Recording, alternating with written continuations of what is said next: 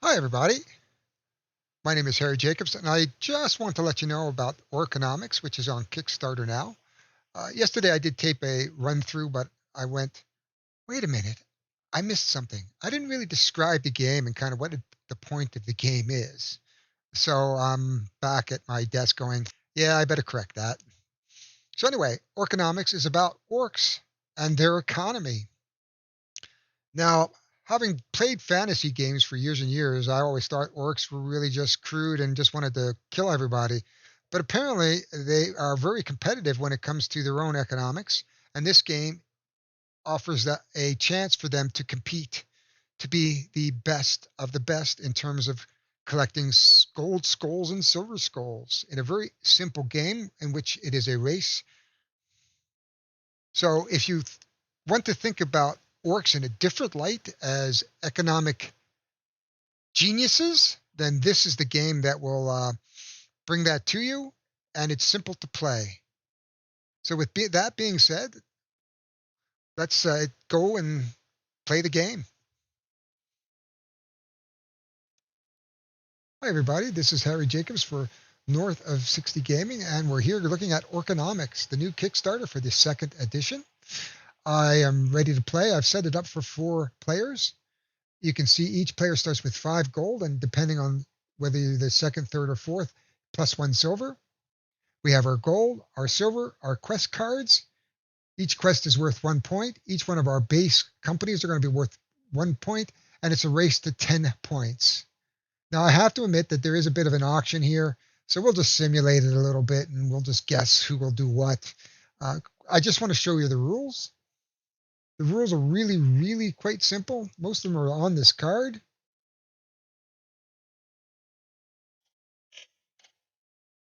If I could flip the card, there it is.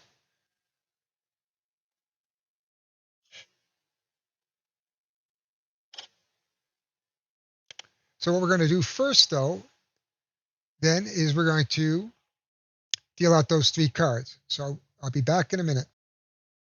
So as you can see, I've dealt 3 cards to each player. We're just going to look at the blue. We're going to play from the perspective of the blue player, though you can see all the cards. These cards are the number here on the left matches what is on the board. If you look at the board. Now, these are randomly put out, but you could play them sequentially just as easy. This is the industry that they're in. So we have tourism, communications, transportations. These are where their startups are going to go. And so from there, we'll make our decisions. So the first thing we're going to do once we deal our cards is that we're going to pick our starting locations. Each starting location, you'll get to place one of your tokens, which will be your company, in one of the locations. I'm pretty much sure that you're going to really want to sort of match where these cards are, because one of the quests was to have 3 companies in an unprofitable crisis industry. So this might be over here. Or have 8 gold skulls. So we're going to want to make some money. So we're going to want to avoid that particular crisis mode guy right off the get-go. So as the blue player, tourism's +3. So he has no problem going +3. The red, he's going to go livestock. Now, what you want to try to do is to keep them adjacent as well. And we do this in turn order, so there's no reverse turn order here. So we just continue on.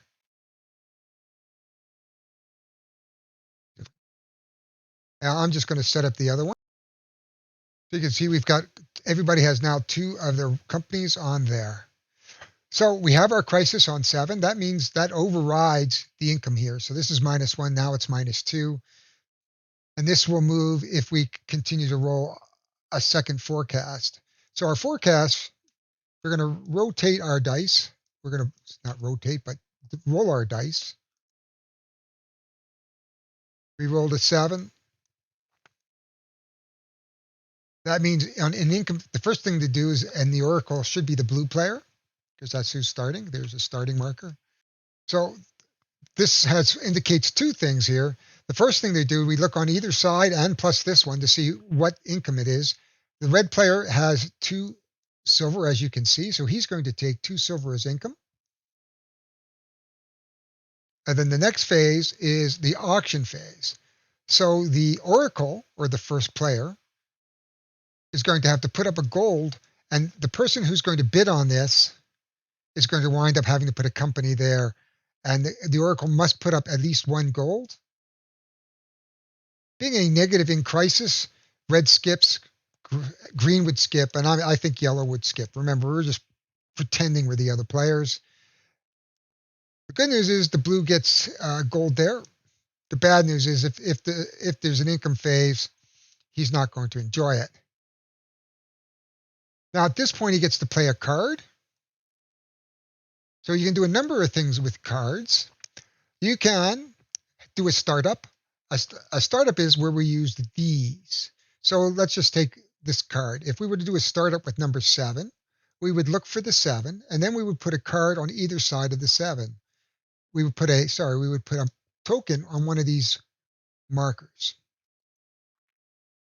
And then when the forecast token or the activity token hits one of these 2 spaces, this will move up until the bottom, and then we would have a fully formed company. So this is a startup. These would be a fully formed company. If both red, at this point, if I was here and red was here and he played a card, he could actually conceivably bump me back if that's the case. But in this case, I don't know if that'll be the case. So let's go ahead and do that. I think we're fine going here. So he's going to play 7. Now, at the end of his turn, he has an option to play a gold to get 2 cards. He can do that once through the game, but there are mechanisms. He could also play the card for its effect as well.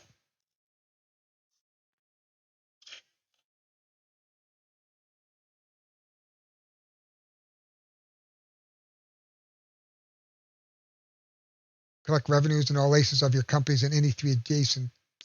So he's going to keep that. Let's pretend he's done that.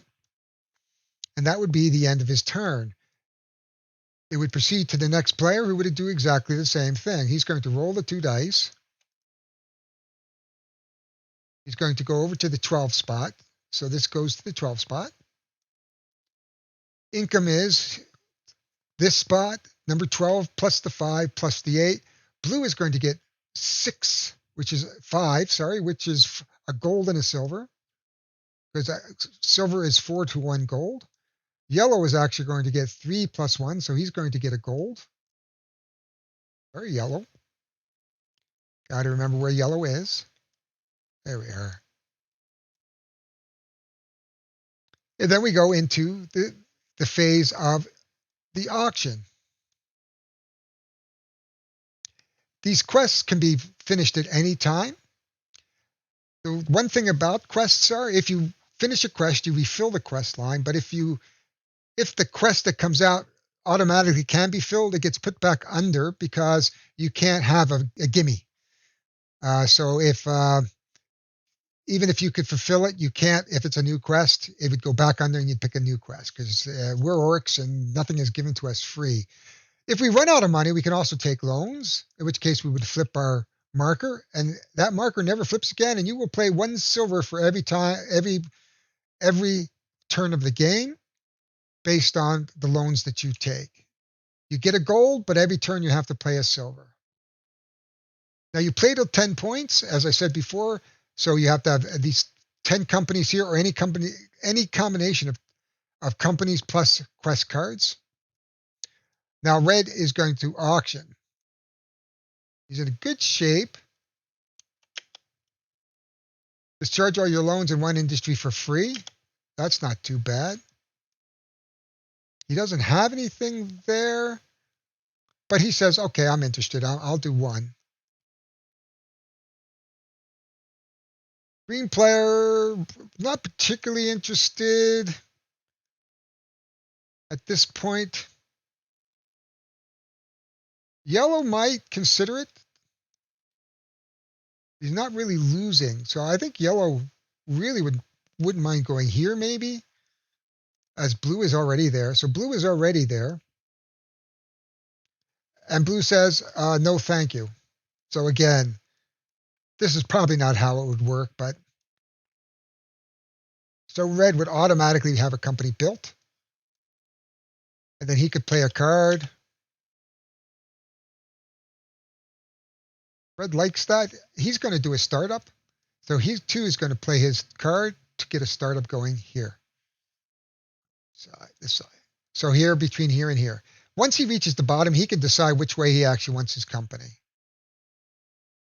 We'll go to the green player.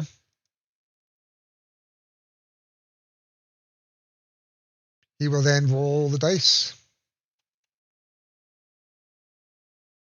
because he is now the Oracle. It goes back to a 7.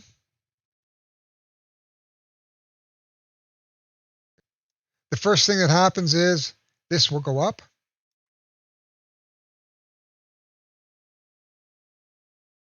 He will then take income. So blue is going to go -1. It's actually -2.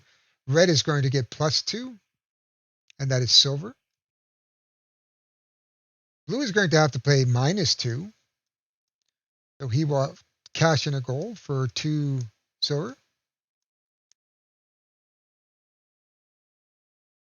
And red is going to go up. He's going to bid 1. Green says, not particularly interested. Blue is actually very interested because of this. So blue says, I'm going to bid 2, even though it's going to hurt. And green says, you are very welcome to it.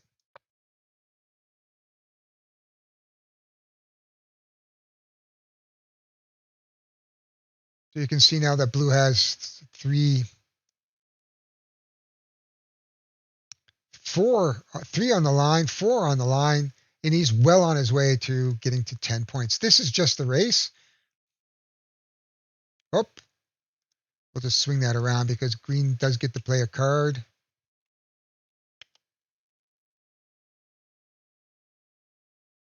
Green can play. Now, if you want to play a card for its action, as you can see, move any company to any other industry, he has to be in that industry or else he has to discard another card. You are limited to the number of cards you have. Green is in 4, 9.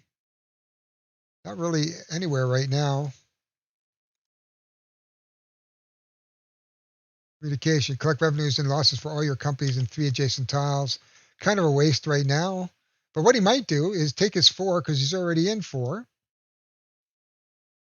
Because again, remember, he can actually play it and do a startup. And he's going to go here. So now we're back to yellow.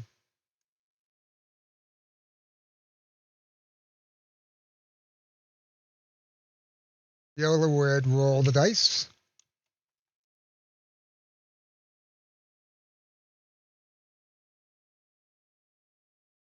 7.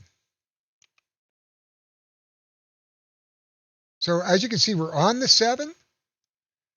So what that means is now we're going to look at this. Anytime it hits itself, it can't do that. We will move this over by 1, and that's going to override that. The lowest player is going to get 8 gold. The lowest number, the player with the lowest number of gold is going to get an extra gold. And that looks like blue. And yellow will roll the card, roll it again. If it happens again, the exact same thing is going to happen.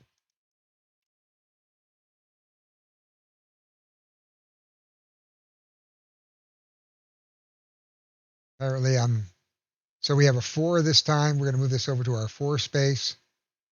First thing that happens is the green is going to move here. And the only income is basically green, who's going to get 4. We'll take, which is a gold.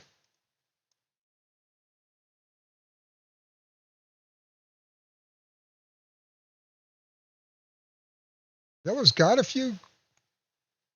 Yellow's not really on the board too much, so yellow probably wants to go. Yellow says, you know what, I'm going to go bet 2.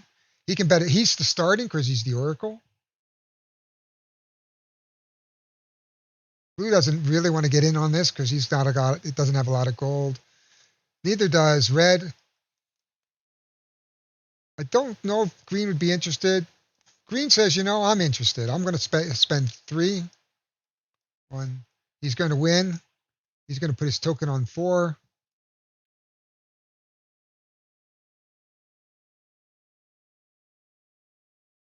Yellow gets his 2 back. Now yellow can play his card. There he is. Actually, that should be there. He has tourism and totem. Oh, totemology. What does this say? Move the crisis token to an adjacent industry and activate it. Get the Skulls company lost by other players.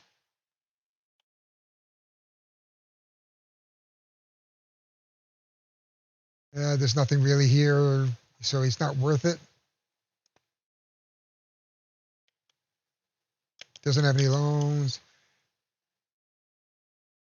So he's going to play food processor to get 3 free. Let's just put that up.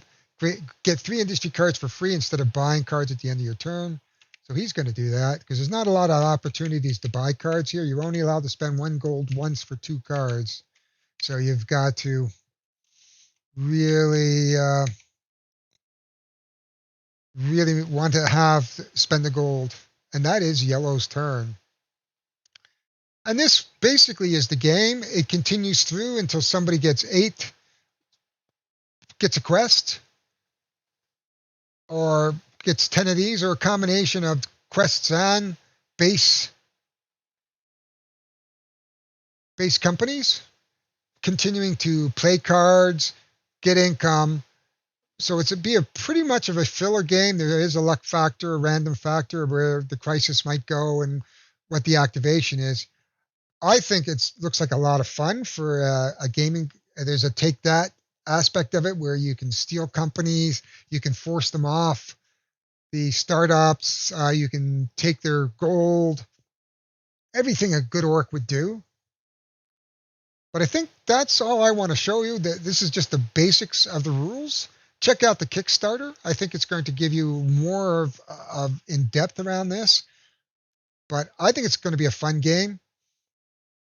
So hopefully you learned a little something about the game and that you can decide for yourself whether or not this is something you're going to back or not.